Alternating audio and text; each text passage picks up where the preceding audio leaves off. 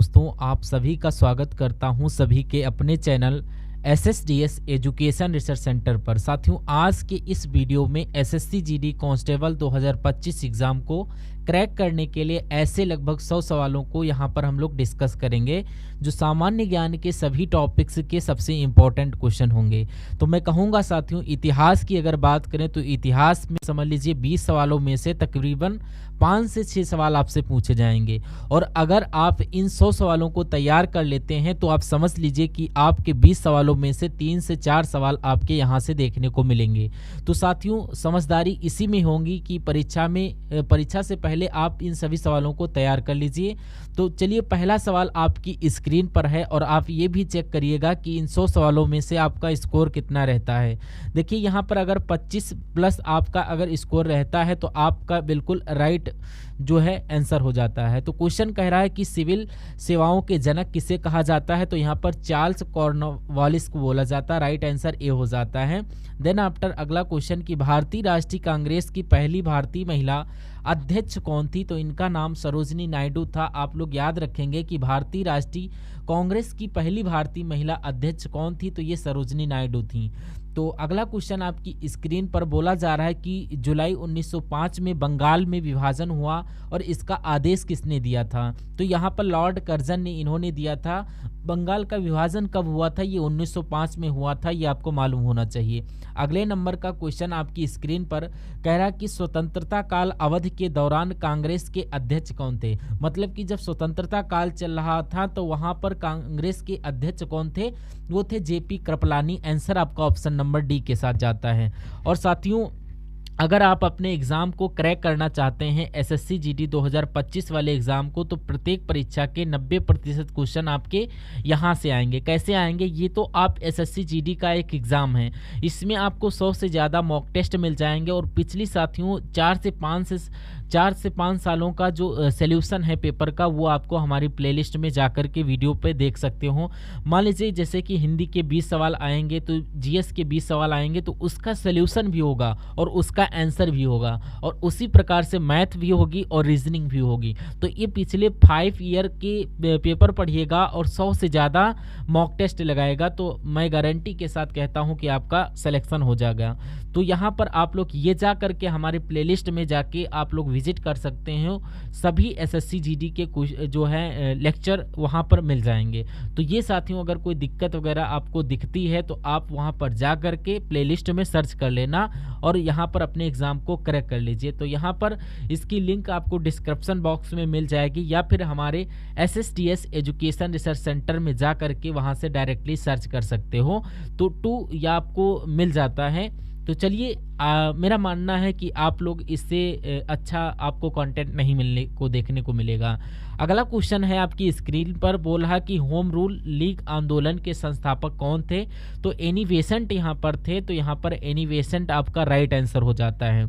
उसके बाद देख लीजिए, अगला सवाल है साथियों, ये बहुत तेज़ी के साथ आपको 100 प्रश्नों की सीरीज चलाई गई है इस क्लास के माध्यम से, और ये बहुत तेज़ी के साथ आपके सामने से गुजरेंगे। यानी कि कहने का मतलब कि बहुत तेज़ी के साथ आपको सवाल को पढ़ना है और अपने उस ऑप्शन को, राइट ऑप्शन को चुनना है।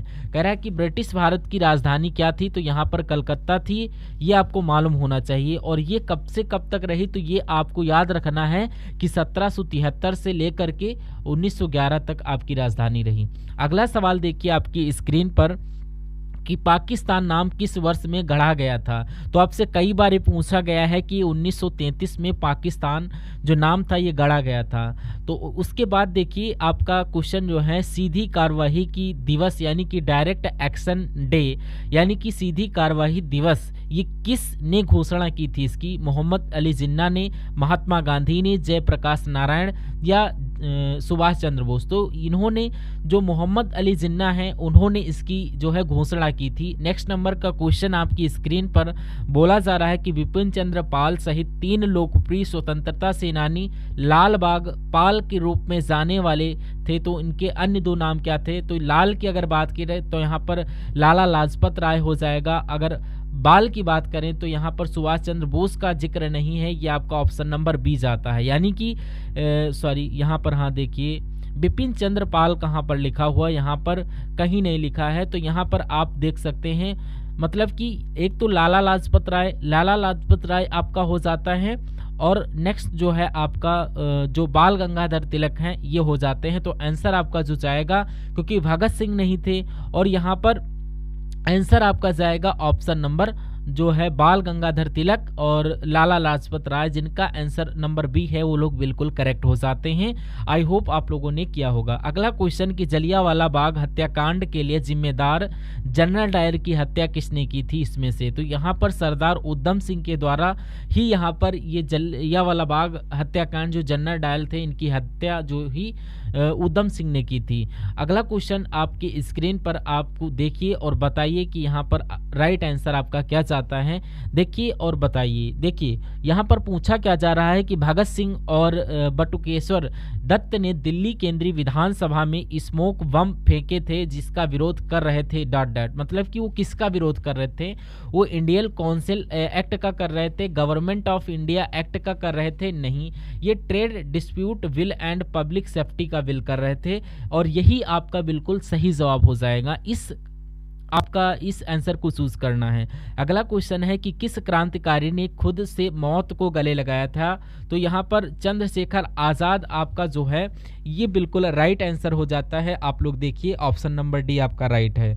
उसके बाद देखिए जो नेक्स्ट नंबर का क्वेश्चन है आपकी स्क्रीन पर है, क्या बोला जा रहा है कि जलियांवाला बाग की घटना के संबंध में निम्नलिखित में से कौन सा कथन गलत है? तो यहाँ पर जलियांवाला बाग की घटना चौरी चौरा घटना के बाद में हुई थी, जिसमें प्रदर्शनकारियों का एक बड़ा समूह पुलिस के साथ भिड़ गया था। तो क्या ये गलत है?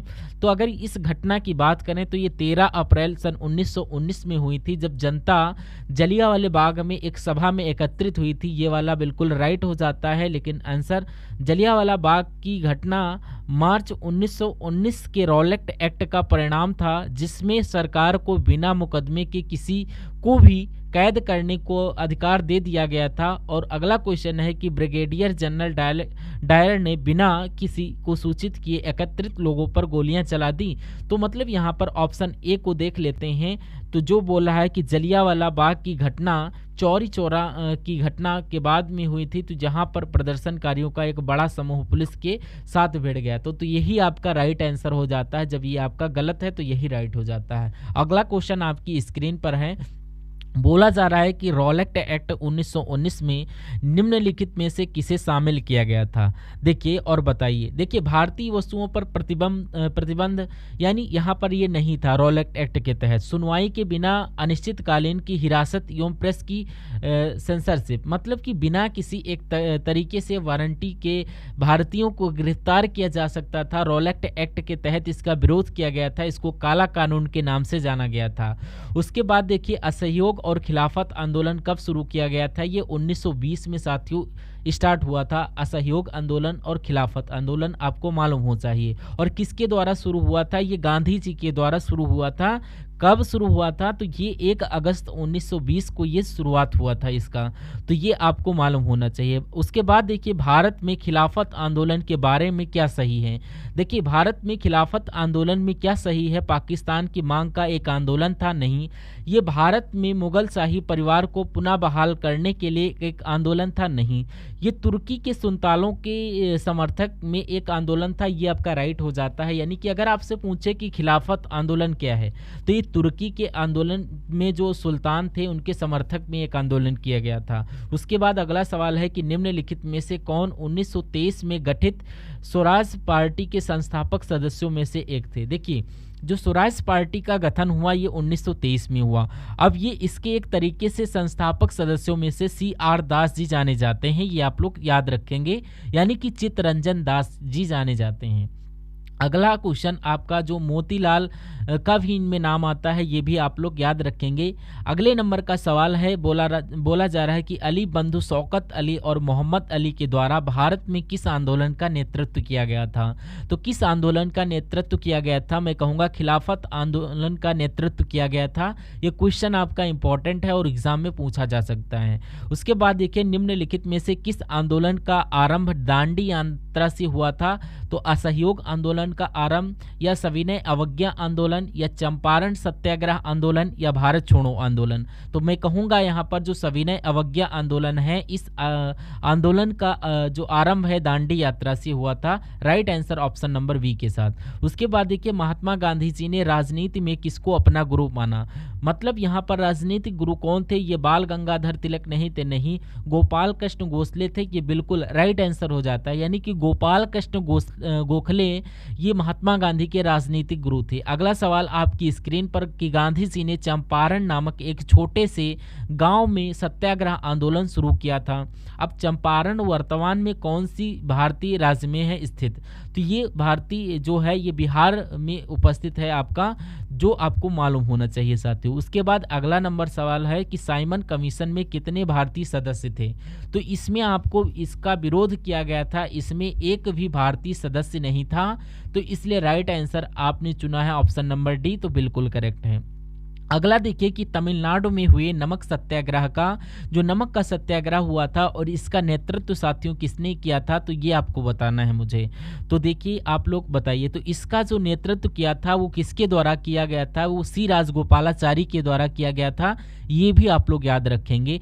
अगला क्वेश्चन, पूना समझौता का संबंध किससे था, ये पिछड़े वर्गों के लिए चुनावी सीटों के आरक्षण से है, या हिंदुओं के लिए चुनावी सीटों के आरक्षण से है, या मुस्लिमों के लिए चुनावी सीटों के आरक्षण से है, या सिखों के लिए। तो मैं कहूँगा पिछड़े वर्गों के लिए चुनावी सीटों के आरक्षण से ही इस समझौते का पूरा संबंध है, तो इसको बोला जाता है पूना संबंध। उसके बाद देखिए निम्नलिखित में से कौन सी बात मार्च 1931 में हस्ताक्षरित गांधी इरविन समझौते में उल्लेखित थी। देखिए गांधी इरविन समझौते में क्या बात थी कि सविनय अवज्ञा आंदोलन को क्या वापस ले लिया जाएगा, या तटीय क्षेत्रों में नमक बनाने का काम रुकेगा, कैदियों को रिहा नहीं किया जाएगा, सभी भारतीयों को अच्छी शिक्षा। तो ये कौन सी बात थी, सविनय अवज्ञा आंदोलन वापस लिया जाएगा, ये गांधी इरविन समझौते में जो है शामिल था। इसमें से किस भारतीय महिला ने गांधी जी के साथ द्वितीय गोलमेज आंदोलन में भाग लिया था, तो यहाँ पर सरोजनी नायडू जी की बात चल रही है, तो सरोजनी नायडू जी ने ही गांधी जी के साथ दूसरे गोलमेज में भाग लिया था। और ये तीनों गोलमेज सम्मेलन कहाँ पर हुए थे, ये लंदन में हुए थे, ये भी आपको मालूम होना चाहिए। उसके बाद देखिए निम्नलिखित में से कौन सा प्रावधान 1947 के भारतीय स्वतंत्रता अधिनियम का एक हिस्सा था, तो यहाँ पर आपका जो भारत ब्रिटेन का एक हिस्सा बन जाएगा, भारत को दो भागों में विभाजित किया जाएगा, ये आपका राइट आंसर हो जाता है। क्या निम्नलिखित में से कौन सा प्रावधान भारत को दो भागों में से विभाजित किया जाएगा, जो आपका 1947 में ये इसका हिस्सा था। Right answer option number B के साथ जाता है। अगले नंबर का सवाल आपकी स्क्रीन पर है, पूछा आपसे जा रहा है कि भारत छोड़ो आंदोलन 1942 में महात्मा गांधी जी के द्वारा दिए गए नारे के साथ शुरू हुआ, मतलब कि चलो दिल्ली नहीं करो या मरो नारा दिया गया था, और भारत छोड़ो आंदोलन के दौरान जो कि 1942 में महात्मा गांधी जी के द्वारा करो या मरो का नारा दिया गया। अगला सवाल देखिए कि 1942 में भारतीय राष्ट्रीय कांग्रेस की ओर से निम्नलिखित में से किसने सबसे पहले भारत छोड़ो प्रस्ताव का जो मसौदा तैयार किया था, तो ये किसने काम तैयार किया था, ये महात्मा गांधी जी ने ही कार्य किया था सबसे पहले, यानी कि मसौदा किसने तैयार किया था, तो महात्मा गांधी जी ने तैयार किया था। उसके बाद अगला सवाल है, बोला जा रहा है कि भारतीय रेल का जनक किसे बोला जा रहा है, तो अगर आपके एग्जाम में साथियों ये सवाल पूछा जाए कि भारतीय रेल का जनक किसे कहा जाता है, तो लॉर्ड डलहौजी को ही भारतीय रेल का जनक बोला जाता है। अगला सवाल देखिए कि भारत में सांप्रदायिक निर्वाचक का जनक किसे कहा जाता है, तो भारत में सांप्रदायिक जो है यहाँ पर लॉर्ड मिंटो को बोला जाता है, लॉर्ड मिंटो को बोला जाता है। Right answer. अगला सवाल देखिए कि व्यक्तिगत का सिद्धांत यानी कि व्यक्तिगत का सिद्धांत नीति किसने तैयार की, तो यह आपको बताना है कि आपको फटाफट आपको बताना होगा कि यहाँ पर क्या राइट आंसर हो जाता है। देखिए ये व्यक्तिगत का सिद्धांत जो नीति थी ये किसने तैयार की थी, तो आप लोग बताइए कमेंट में इसको। तो यहाँ पर आपका राइट आंसर लॉर्ड डलहौजी हो जाता है, यानी कि व्यक्तिगत के सिद्धांत को किसने दिया था, इस सिद्धांत को डलहौजी ने ही दिया था। उसके बाद अगला सवाल है, कह रहा है कि भारत का प्रथम वायसराय कौन था। देखिए भारत के पहले वायसराय की अगर बात करें तो लॉर्ड कैनिंग जो थे ये, और इनके कार्यकाल की अगर बात करें तो 1856 से लेकर 1862 तक इनका कार्यकाल रहा था। उसके बाद 1858 का जो एक्ट था उसके तहत भारत के गवर्नर जनरल का नाम बदलकर भारत का नाम वायसराय बोल दिया गया था और इसीलिए ये सवाल बन गया कि भारत का पहले वायसराय कौन थे, तो लॉर्ड कैनिंग थे।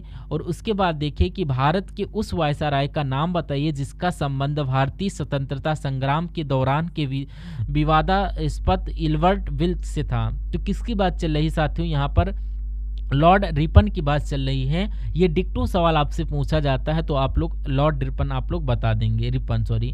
तो चलिए, जो भारतीय स्वतंत्रता संग्राम के साथ जो विवाद वाला जो इल्बर्ट बिल था, इसका संबंध जो था ये लॉर्ड रिपन से था।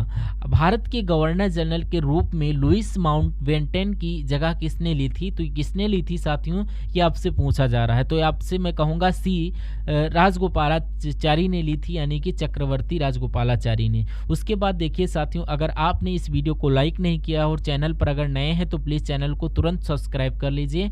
और इस सवाल की अगर बात करें कि गवर्नर जनरल लॉर्ड डलहौजी ने किस साम्राज्य को चेरी नाम दिया था, तो किसको चेरी नाम दिया था ये आपसे पूछा जा रहा है। तो अवध साम्राज्य को बिल्कुल ये आपका राइट आंसर हो जाता, जो कि डलहौजी साहब ने चेरी नाम दिया था। और ये इंपॉर्टेंट क्वेश्चन है, आपके एग्जाम में पूछा जा सकता है। जिस सहायक संधि के आधार पर ब्रिटिश अपनी पूरी शक्ति का प्रयोग करके वहाँ आंतरिक खतरों से भारतीय रियासतों की सुरक्षा करने के लिए जिम्मेदार थी, वह किसके द्वारा प्रतिपादित की गई थी, तो वो किसके द्वारा प्रतिपादित की गई थी, वो डलहौजी के द्वारा नहीं, कर्जन के द्वारा नहीं, या विलेजली के द्वारा की गई थी। फिर से एक बात देखिए कि जिस सहायक संधि के आधार पर ब्रिटिश अपनी पूरी शक्ति का प्रयोग करके बाह्य एवं आंतरिक खतरों से भारतीय रियासतों की सुरक्षा करने के लिए जिम्मेदार थी, वो किसके द्वारा प्रतिपादित की गई थी, वो लॉर्ड वेलेस्ली के द्वारा प्रतिपादित की गई थी। ये आपको याद रखना है साथियों। चलिए भाई, अगले नंबर का क्वेश्चन आपकी स्क्रीन पर है। क्या कहा जा रहा है, कह रहा है कि स्वतंत्रता मेरा जन्मसिद्ध अधिकार है और मैं इसे लेकर रहूंगा। ये नारा किसके द्वारा दिया गया था, ये बहुत बार आपसे सवाल पूछा जा रहा है। ये लाला लाजपत राय के द्वारा नहीं, ये आपका बाल गंगाधर तिलक के द्वारा नारा दिया गया, जिसका नाम है स्वतंत्रता मेरा जन्मसिद्ध अधिकार है, मैं इसे लेकर रहूंगा। आधुनिक मनु के नाम से किसे जाना जाता है, ये फटाफट आप लोग बताइए। ये आपको आधुनिक मनु की अगर बात करें तो डॉक्टर भीमराव अंबेडकर को बोला जाता है आधुनिक मनु। तो उसके बाद देखिए, भारतीय राष्ट्रीयवाद एक संप्रभात घटना है जो वकीलों एवं डॉक्टरों तथा जमींदारों द्वारा उपजाई गई थी। ये किसका कथन है, तो ये किसका कथन है साथियों, किसने बोला था, ये आपसे पूछा जा रहा है, फटाफट आप लोग बता दीजिए। तो ये साथियों राजेंद्र प्रसाद नहीं, जवाहरलाल नेहरू नहीं, वल्लभ भाई पटेल नहीं, ये गांधी जी का कथन है। ये गांधी जी का कथन है। ये जिनका आंसर ऑप्शन नंबर किसके साथ है, डी के साथ है, वो लोग बिल्कुल राइट आंसर जाता है उन लोगों का। चलिए, अब गांधी जी को ब्रिटिश ने कौन सी उपाधि प्रदान की थी और उनके द्वारा त्याग दी गई थी, तो कौन सी उपाधि दी गई थी, तो यहाँ पर हिंद की कैसर ए हिंद की उपाधि दी गई थी और इसको इन्होंने त्याग दिया था जलियांवाला बाग हत्याकांड के विरोध में। अगला सवाल, कौन से भारतीय नेता को लोकप्रिय रूप से पंजाब केसरी बोला जाता है, तो यानी कि पंजाब केसरी के नाम से किनको जाना जाता है, अगर आपसे एग्जाम में पूछा जाए तो लाला लाजपत राय को पंजाब केसरी के नाम से जाना जाता है। राइट आंसर ए हो जाता है। जवाहरलाल नेहरू ने किसके निधन पर कहा कि हमारे जीवन से रोशनी चली गई, यानी कि किसका कथन था, ये पंडित जवाहरलाल नेहरू का कथन था। और ये किसके साथियों एक तरीके से निधन पर, ये मतलब कि महात्मा गांधी जी के निधन पर बोला गया था कि हमारे जीवन से रोशनी चली गई है, तो ये पंडित जवाहरलाल नेहरू ने कहा था। भारत के लौह पुरुष यानी कि आयरन मैन ऑफ इंडिया के नाम से जाना जाता है, ये सरदार वल्लभ भाई पटेल को आयरन मैन ऑफ इंडिया बोला जाता है, यानी भारत का लौह पुरुष बोला जाता है, जिनका आंसर ऑप्शन नंबर सी था, मैं कहूंगा बिल्कुल करेक्ट था। अगला सवाल देखिए, कह रहा कि grand old man of India के नाम से जाना जाता है, महात्मा गांधी को नहीं, बाल गंगाधर तिलक को नहीं, दादा भाई नौरोजी को यहाँ पर ग्रांड मैन ऑफ बोला जाता है इंडिया। अगला सवाल की आपकी स्क्रीन पर पूछा जा रहा है कि भारत के उस स्थान का नाम बताइए जहां शून्य मील का पत्थर यानी कि 0 मील स्टोन देखा जा सकता है, जिसमें बलुआ पत्थर से बने 4 घोड़ों युक्त एक स्तंभ की आकृति भी बनी है। डिक्टो सवाल आपसे पूछा जाएगा, ये कहां पर है, ये आपका नागपुर में है, ये आपको यहां पर ध्यान रखना है। जहां पर शून्य मील का पत्थर देखा जा सकता है, जिसमें बलुआ पत्थर से बनी 4 घोड़ों युक्त एक स्तंभ की आकृति बनी हुई है। ये नागपुर में है। अवध में इनमें से किस नवाब के लखनऊ में बड़ा इमामबाड़े का निर्माण हुआ था? तो ये आपको बताना है कि लखनऊ में जो है ये आपका बड़ा इमामबाड़ा और छोटा इमामबाड़ा ये लखनऊ में है। ये आसिफ जहां मिर्जा ने करवाया था। ये सॉरी यहाँ पर असफ उर्द दौला ने यहाँ पर करवाया था इस छोटा एवं बड़ा जो इमामबाड़ा है उसका निर्माण। तो अगला क्वेश्चन आपकी स्क्रीन पर बोला क्या जा रहा है कि यहाँ पर देखिए, तो 1 मिनट। अवध के इनमें से किस नवाब ने लखनऊ में बड़े इमामबाड़े का निर्माण करवाया था? तो यहाँ पर छोटा इमामबाड़ा और बड़ा इमामबाड़ा कहाँ पर स्थित है? लखनऊ में है। दोनों इमामबाड़े हैं, लेकिन बड़े इमामबाड़े का निर्माण किसके द्वारा करवाया गया था? आसफ उर्द दौला के द्वारा। उसके बाद देखिए कि ऐसे जियो जैसे कि यह आपका आखिरी दिन है, ऐसे सीखो कि आप हमेशा जीवित रहेंगे। ये शब्द किसके द्वारा कहे गए थे? ये बात किसकी द्वारा कही गई थी? ये आपको गांधी जी के द्वारा कही गई थी। आपको बात right answer option number A हो जाता है। अगला क्वेश्चन, नई दिल्ली में स्थित इंडिया गेट। क्या नई दिल्ली में स्थित जो इंडिया गेट है इसका डिजाइन किस वास्तुकार के द्वारा तैयार किया गया था? ये किसके द्वारा तैयार किया गया था? तो एडविन लुटियंस के द्वारा तैयार किया गया था। राइट आंसर आपका ऑप्शन नंबर डी के साथ जाता है। उसके बाद देखिए अगला सवाल है, कह रहा है कि बांग्लादेश को स्वतंत्र देश का दर्जा कब प्राप्त हुआ? तो ये आपको ध्यान रखना है, ये 1971 में प्राप्त हुआ था बांग्लादेश को स्वतंत्र देश का दर्जा 1971 में। अगला क्वेश्चन है कि राष्ट्रीय युद्ध स्मारक का निर्माण करने का प्रस्ताव है, यानी कि यहाँ पर राष्ट्रीय युद्ध स्मारक का निर्माण करने का प्रस्ताव कहाँ पर है? ये नई दिल्ली में है। राइट आंसर जाएगा ऑप्शन नंबर सी के साथ। उसके बाद देखिए 1972 का शिमला समझौता इंदिरा गांधी और के बीच में हस्ताक्षरित किया गया था, किया गया था। तो यहाँ पर जुल्फ़िकार अली भुट्टो के बीच किया गया था हस्ताक्षरित। मतलब कि अगला क्वेश्चन है कि इनमें से कौन जो है ब्रिटिश पार्लियामेंट का प्रथम जो है भारतीय सदस्य? यहाँ पर दादा भाई नौरोजी थे। अगला क्वेश्चन कि किस आंदोलन को भारत का पहला सविनय अवज्ञा आंदोलन यानी कि सिविल डिसओबीडियंस मूवमेंट बोला जाता है? तो ये चंपारण आंदोलन को बोला जाता है, ये भी आप लोग याद रखेंगे। उसके बाद अगला क्वेश्चन है कि निम्नलिखित में से कौन सा कथन सही है इन चारों में से? तो ये आपको यहाँ पर बताना है। बोला जा रहा है कि गांधी इरविन समझौते पर 1926 में हस्ताक्षर किए गए थे। नहीं, ये 1931 में साथियों किए गए थे, 1931 में, 1936 में नहीं। उसके बाद कहा जा रहा है कि साइमन कमीशन सन 1932 में भारत आया था। तो ये यहाँ पर 1928 में भारत आया था, ये भी गलत हो जाएगा और ये गलत हो चुका है। बाल विवाह निरोधक अधिनियम सन 1929 में पारित किया गया था, ये बात बिल्कुल राइट हो जाती है। उसके बाद रॉलेक्ट एक्ट सन 1909 में पारित किया गया था, ये 1919 में पारित किया गया था। तो 3 गलत हैं और ए बी डी, जबकि सी वाला बिल्कुल राइट आंसर हो जाता है। तो ये आपका राइट जाता है। उसके बाद नेक्स्ट नंबर का सवाल आपकी स्क्रीन पर है। पूछा आपसे ये जा रहा है कि 1861 में भारतीय पुरातत्व सर्वेक्षण की स्थापना किसके द्वारा की गई थी? तो ये किसके द्वारा की गई थी? तो ये अलेक्जेंडर कनिंघम के द्वारा की गई थी, ये आप लोग ध्यान रखेंगे। उसके बाद देखिए कि बंकिम चंद्र चट्टोपाध्याय के द्वारा लिखित राष्ट्रीय गीत वंदे मातरम इनमें से किस उपन्यास का हिस्सा है? तो ये आनंद मठ का हिस्सा है, आप लोग ध्यान रखेंगे। अगला देखिए कि निम्नलिखित में से वह दार्शनिक प्रणाली कौन सी है जो केवल उसे मान्यता देती है जिसे वैज्ञानिक रूप से सत्यापित किया जा सकता है या वैज्ञानिक रूप से सत्यापित किया जा सकता है? ये होना चाहिए जहां या जिसका तार्किक या गणितीय सत्यापन संभव है और इस तरह तत्वमीमांसा तथा अस्तिवाद को आस्तिकवाद को अस्वीकार करता है। तो यहाँ पर अगर बात करें साथियों, राइट आंसर आपका क्या होगा? संरचनात्मक व्यवहार्यता नहीं, प्रतीकात्मक ये भी यहाँ पर निश्चयात्मक होता हो जाएगा। ये आपको अगर डिक्टो सवाल मिल जाए तो आंसर आपको मैंने बता दिया। उसके बाद देखिए आपको फ्रेंडियर गांधी के नाम से किसे जाना जाता है? तो आपको खान अब्दुल गफ्फार खान को जाना जाता है। Right answer option number B हो जाता है। अब भारत और पाकिस्तान के बीच युद्ध विराम रेखा को नियंत्रण रेखा में कब परिवर्तित किया गया साथियों? ये 1972 में परिवर्तित किया उसके बाद देखिए कि इंडियन लीग की स्थापना 1875 में कलकत्ता में की गई थी। तो ये किसके द्वारा की गई थी? ये शिशिर कुमार घोष के द्वारा की गई थी। इंडिया लीग की स्थापना 1875 में कोलकाता में। उसके बाद देखिए कि खुदाई खिदमतगार नामक संगठन के सदस्य किस नाम से लोकप्रिय थे? तो ये लाल कुर्ती के नाम से जो है फेमस थे, जो कि इस संगठन के सदस्य थे।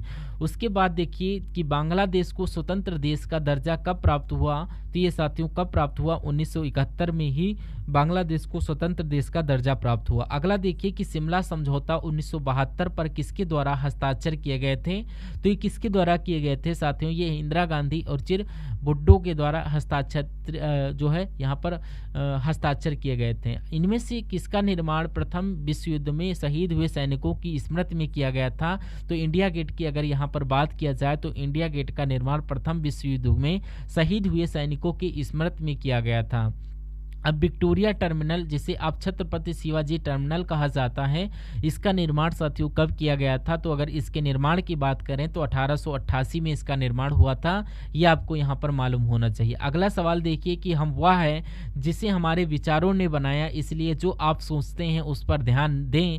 शब्द गौण हैं, विचार रहते हैं, वे दूर तक जाते हैं, ऐसा किसने कहा था? तो अगर ये कथन आपके एग्जाम में साथियों पूछा जाए तो आप लोग बता देना कि स्वामी विवेकानंद जी की कथन है, और राइट ऑप्शन नंबर सी हो जाता है। उसके बाद देखिए कि 1921 में एडविन लुटियंस ने इसमें से किसका निर्माण करवाया था? तो यहाँ पर इंडिया गेट का निर्माण करवाया था। ये आप लोग ध्यान रखेंगे। अगला सवाल देखिए आपकी स्क्रीन पर, निम्नलिखित में से किन नेताओं ने ताशकंद समझौते पर हस्ताक्षर किए थे? तो यहाँ पर लाल बहादुर शास्त्री और अयूब खान की अगर बात करें तो इन दो नेताओं ने ताशकंद समझौते पर हस्ताक्षर किए थे। उसके बाद इंडिया नाम अगर बात करें तो नदी से लिया गया है, यानी कि किस नदी से लिया गया? ये सिंधु नदी से लिया गया है इंडिया नाम। ये भी आप लोगों को याद रखना है। उसके बाद देखिए कि महाभारत के अनुसार भीम और हिडिम्बा का पोता कौन था? मतलब महाभारत के अनुसार इनके पोते का नाम बर्बरीक था। क्या नाम था? बर्बरीक था। तो ये आपको किसके पोते का? भीम और हिडिम्बा के। अगला क्वेश्चन आपकी स्क्रीन पर कि इनमें से माउंट आबू के पास कायादारा गांव में गौरी राजवंश के मोहम्मद गौरी को हराया था। तो इसमें किसने हराया था?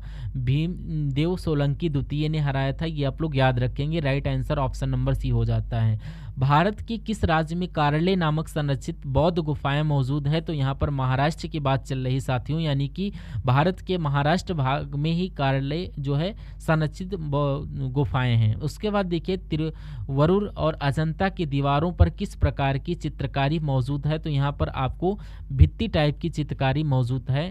राइट आंसर आपका ए हो जाता है। उसके बाद देखिए कि उदयगिरी और खंडगिरी गुफाएं स्थित रॉक कट गुफाएं हैं। तो यहाँ पर ये साथियों कहाँ पर है? ये उड़ीसा में है। गिरी और खंडगिरी की गुफाएं जो हैं ये उड़ीसा में स्थित हैं। ये आपको मालूम होना चाहिए। स्तूप में निर्मित छज्जे जैसी रचना को क्या कहा जाता है? इसको हर्मिका बोला जाता है। सवाल आपसे हो सकता पूछ लिया जाए जी, स्तूप में जो निर्मित छज्जे होते हैं तो इनको हर्मिका बोला जाता है। अब लिंगराज मंदिर का निर्माण किसके द्वारा करवाया था? ये सोमवंशी राजा ययाति केसरी के द्वारा लिंगराज मंदिर का निर्माण करवाया गया था। ये आपको मालूम होना चाहिए। अगला क्वेश्चन कि श्री गुरु नानक देव जी का जन्म राय भोगी की तलवंडी यानी कि वर्तमान ननकाना साहिब में हुआ था। ये जो हुआ था साथियों ये कब हुआ था? ये 1469 में हुआ था। ये भी बहुत इंपॉर्टेंट क्वेश्चन है। अगला क्वेश्चन है कि निम्नलिखित में से शहरों में से किसे प्राचीन समय डेसिन गनाडु के नाम से जाना जाता है? तो किसकी बात चल रही है? ये कोल्लम आपका राइट आंसर हो जाता है। यानी कि निम्नलिखित शहरों में से किसे प्राचीन समय जो डेसिन गनाडु कहा जाता है? तो यहाँ पर कोल्लम आपका राइट आंसर हो जाता है। उसके बाद मध्यकालीन भारत के दौरान लिखी गई किताब गीत गोविंदम के लेखक कौन है? तो यहाँ पर जयदेव हैं। कौन है साथियों? जयदेव हैं। ये आपका राइट आंसर हो जाता है। अगला देखिए साथियों यहाँ पर कि प्रसिद्ध गोल गुंबद है ये कहाँ पर स्थित है? ये गोल गुंबद की अगर बात करें तो ये कहाँ पर स्थित है? ये कर्नाटक पर स्थित है। कहाँ पर है? कर्नाटक में स्थित। और ये किसका गुंबद है? एक तरीके से अगर बात करें तो गोल गुंबद मोहम्मद आदिल शाह का मकबरा है। अगला देखिए कि निम्नलिखित में से किस शहर में जंतर मंतर नहीं है? तो यहाँ पर अगर बात करें तो कहाँ कहाँ पर नहीं है? तो इंदौर में नहीं है, जयपुर में है, वाराणसी में है, उज्जैन में है। तो इंदौर आपका राइट आंसर हो जाता है। अगला क्वेश्चन है कि महाराजा जयसिंह द्वितीय ने इनमें से किस शहर में जंतर मंतर का निर्माण नहीं करवाया था? ये आपको बताना है।